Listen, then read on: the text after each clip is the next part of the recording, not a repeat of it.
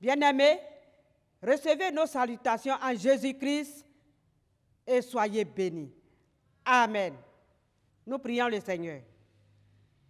Seigneur notre Dieu, Père céleste, nous te bénissons pour tes bienfaits.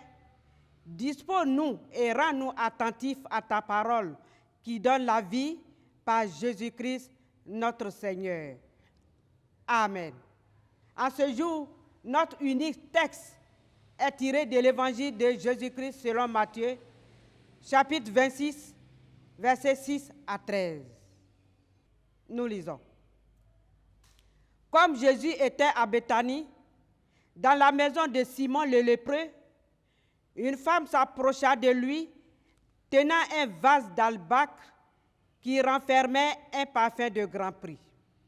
Et, pendant qu'il était à table, elle répandit le parfum sur sa tête.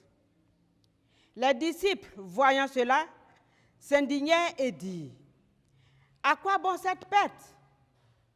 On aurait pu vendre ce parfum très cher et en donner le prix aux pauvres. » Jésus, s'en étant aperçu, leur dit, « Pourquoi faites-vous de la peine à cette femme? Elle a fait une bonne action à mon égard. Car vous avez toujours des pauvres avec vous, mais vous ne m'avez pas toujours. En répandant ce parfum sur mon corps, elle l'a fait pour ma sépulture.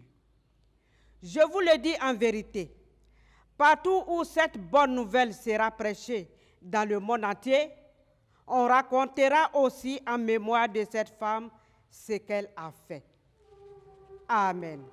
De quoi s'agit-il dans ce texte? De Jérusalem, Jésus se rendit à Béthanie, où il reçut l'hospitalité d'un certain Simon appelé Simon le lépreux. C'était à table qu'une femme se distingua par son attitude à l'égard de Jésus. Elle l'oignit avec un parfum de qualité. Les disciples, désapprouvant le geste de la femme, trouvaient qu'elle faisait du gaspillage. Ce geste, qui a eu du prix aux yeux de Jésus, était qualifié comme une bonne action et une préparation à sa sépulture. Dès lors, le bon témoignage de cette femme est resté inscrit dans les évangiles, d'où le thème « On racontera en mémoire de cette femme ce qu'elle a fait ». Extrait de Matthieu chapitre 26, verset 13. Quel est le message pour nous chrétiens et chrétiennes d'ici et d'ailleurs? En noyant Jésus, cette femme a posé un acte symbolique d'hospitalité d'une part, et d'autre part, elle lui a démontré son amour et sa foi en Dieu, en Christ le Messie. Ce qui fera d'elle une femme de distinction de génération en génération selon Jésus. Cette femme n'a pas tenu compte de la valeur du parfum, mais elle a plutôt démontré que Jésus a plus de valeur que le matériel. Ainsi donc, 3 qualités se décèlent de l'attitude de cette femme. Nous citons l'hospitalité, l'amour et la foi. Dans la Bible, ainsi que dans la vie active, certaines femmes ont démontré ces mêmes qualités et leurs témoignages sont encore racontés aujourd'hui. Dans un premier temps, nous verrons le geste de la femme comme un acte d'hospitalité. Rahab, la prostituée, a hébergé les espions israélites et par la suite, elle et toute sa famille ont été sauvés pendant la destruction de la ville de Jéricho. Josué chapitre 2, verset 6. La Sunamite a hébergé le prophète Élisée et par la suite, comme bénédiction reçue, elle a pu avoir une progéniture, un enfant. 1 Roi chapitre 4, versets 16 et 17. Aujourd'hui, certains chrétiens refusent d'héberger des étrangers, des visiteurs nocturnes et des parents, sous prétexte qu'ils n'ont pas de couchette, ils n'ont pas de nourriture, alors que nous recevons tous les jours les grâces et les bénédictions de Dieu. Comment voulez-vous que votre bon témoignage soit raconté partout si vous fermez vos portes aux étrangers, aux visiteurs nocturnes et à vos propres parents? Ensuite, le geste de la femme comme un acte d'amour. Par amour, Ruth, la Moabite, a tout abandonné dans son pays pour suivre sa belle-mère Naomi à Bethléem. Ruth, chapitre 1, verset 16. Elle s'est mise à son service durant leur séjour. Femmes et jeunes filles, qui parmi vous a le même comportement que Ruth? Certaines femmes n'aiment pas leur belle-mère et refusent de se mettre à leur service. Quelquefois, d'autres les interdisent dans leur foyer, tenant l'argument qu'elles sont sorcières et indésirables. Dans notre série d'exemples de modèles de femmes qui ont impacté le monde, nous pouvons aussi citer Mère Teresa du côté de l'Occident et en Afrique, plus particulièrement en Côte d'Ivoire, la reine Abra Pokou, comme manifestation de l'amour pour le grand nombre. C'est par amour qu'elle a sacrifié son fils unique pour sauver un peuple. Cette histoire est connue de tous et personne ne peut nier ce fait.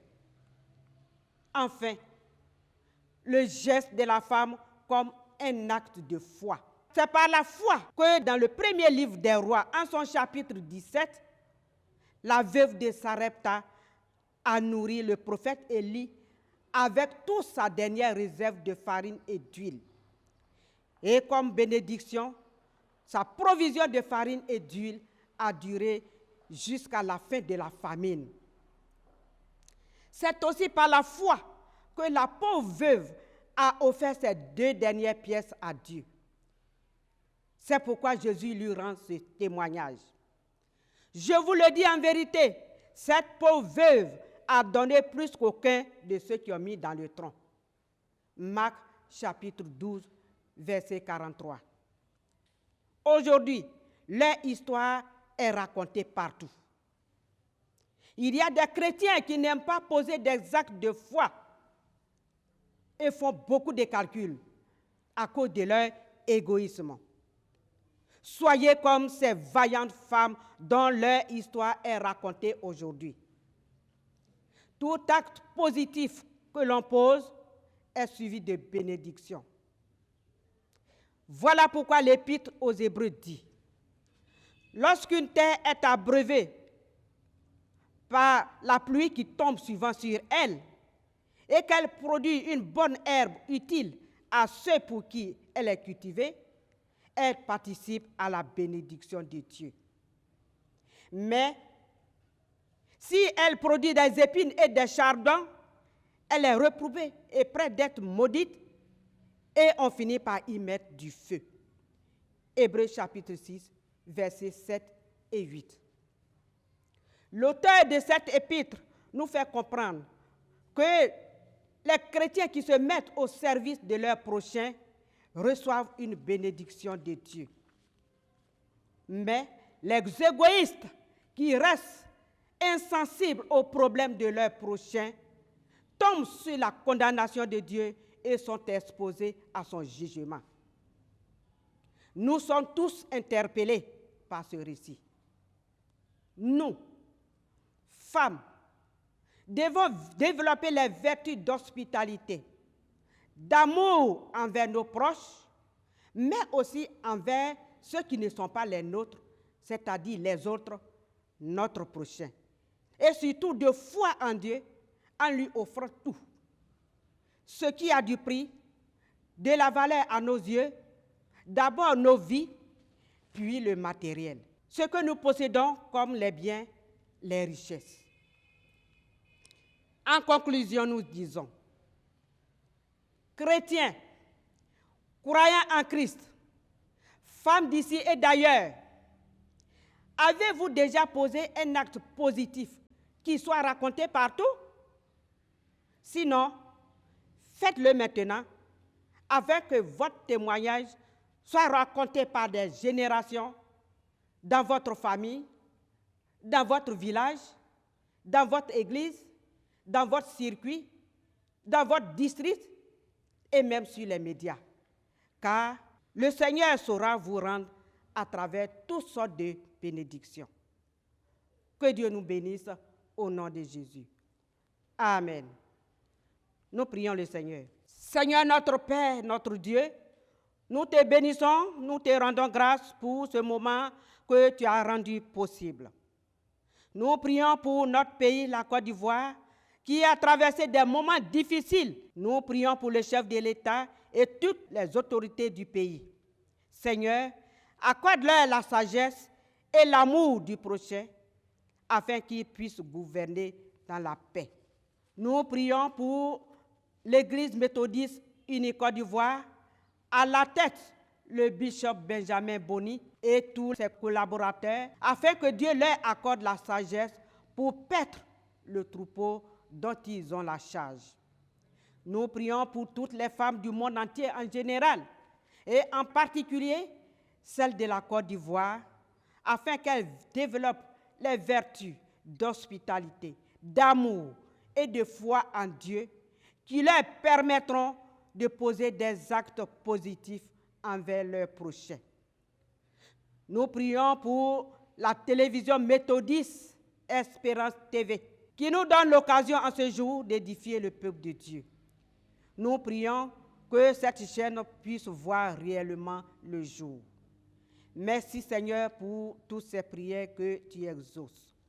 Gloire, honneur et magnificence te soient rendus au nom du Père, au nom du Fils et du Saint-Esprit.